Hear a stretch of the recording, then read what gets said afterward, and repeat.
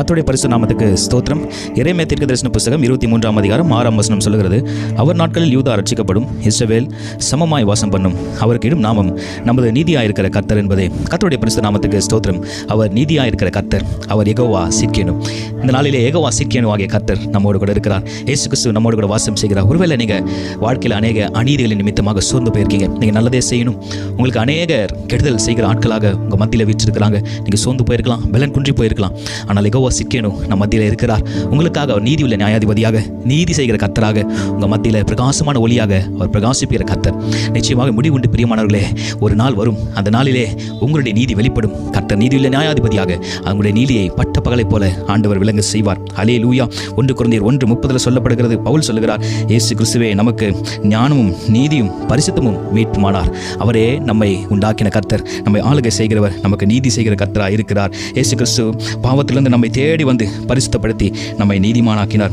நம் பாவத்திற்காக அவரே பாவமானார், அவரே சுமந்து கொண்டார். தேவன் நமக்காக கிறிஸ்துவின் மேல் அந்த பாவத்தை சுமத்தினார். பிரியமானவர்களே, 2 கொரிந்தியர் 5:21 சொல்லப்படுகிறது, நாம் அவருக்குள் தேவனுடைய நீதியாக இருக்கும்படிக்கு பாவம் அறியாத அவரை நமக்காக பாவமாக்கினார். பாருங்க, தேவனை ஒப்புக் கொடுக்கிறாங்க. பாவமே அறியாத நீதிபரராக இயேசு கிறிஸ்து நமக்காக ஒப்புக் கொடுத்த நிமித்தமாக நாம் நீதிமான்கள் ஆக்கப்படுகிறோம், பாவங்களிலிருந்து நாம் கழுவப்படுகிறோம்.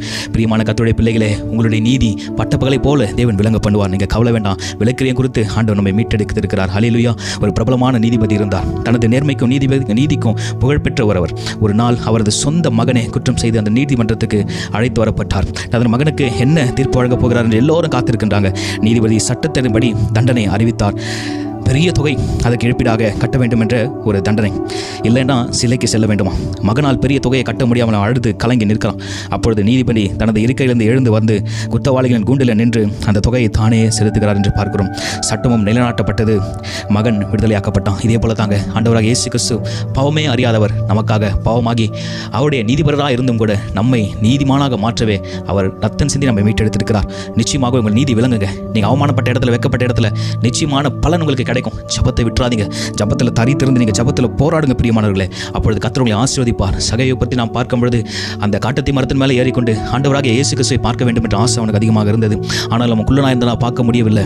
தேவன் சொல்கிறாரு, இன்றைக்கு உங்கள் வீட்டில் ரட்சிப்பு வந்தது, நான் உங்கள் வீட்டுக்கு வருகிறேன்னு சொல்கிறேன். வரி வசூல் செய்கிறவன் தான் அவன். பாவி என்று சொல்லப்படுகிற மனுஷன் வீட்டுக்கு ஆண்டவர் தேடி சென்று அந்த வீட்டை ரட்சித்தார். அவருடைய நீதி அங்கே வெளிப்பட்டது. உங்களுடைய நீதியை நிச்சயமாக வெளிப்படும் பிரியமானவர்களே. நீங்கள் சோர்ந்து போகாமல், இலைப்படையாமல், கலைப்படையாமல் தேவனுடைய சமூகத்தில் காத்திருந்து ஜபிக்கிற ஜபங்கள் ஒவ்வொன்றுக்கும் பதில் உண்டு.